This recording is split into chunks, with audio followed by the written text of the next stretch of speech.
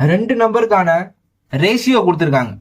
3:4 அப்படின்னு கொடுத்துருக்காங்க. அந்த ரெண்டு நம்பருக்கான HCF வந்து 4 அப்படின்னு கொடுத்துட்டாங்க.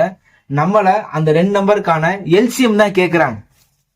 ஸோ ரேஷியோவில் கொடுத்துருந்தாவே நம்ம எப்படி எழுதுவோம்? 3:4 கொடுத்துருக்காங்களா, நம்ம எப்பயுமே கூட எக்ஸ் சேர்த்து எழுதுவோம். 3x 4x. HCF வந்து 4ன்னு கொடுத்துட்டாங்க. அப்போ இந்த எக்ஸோட வேல்யூ தான் என்னது? 4ன்னு அர்த்தம். ஓகேவா? எக்ஸோட வேல்யூ தான் 4.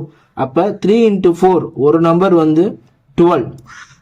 4 × 4 இன்னொரு நம்பர் வந்து 16. அந்த ரெண்டு நம்பர் என்ன அப்படின்னு நம்ம ஃபைண்ட் அவுட் பண்ணிட்டோம். இப்போ ரெண்டு நம்பருக்கான எல்சிஎம் தான் கேட்குறாங்க. ஸோ இந்த ரெண்டு நம்பருக்கு நம்ம எல்சிஎம் ஃபைண்ட் அவுட் பண்ணிடலாம்.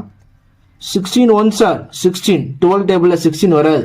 அப்போ 16 2 சார் 32. 12 டேபிளில் 32 வராது. 16 3 சார் 48. 12 டேபிளில் 48 வரும். அப்போ எல்சிஎம் என்னது? 48. ஸோ இந்த கொஸ்டினுக்கான ஆன்சர் 48.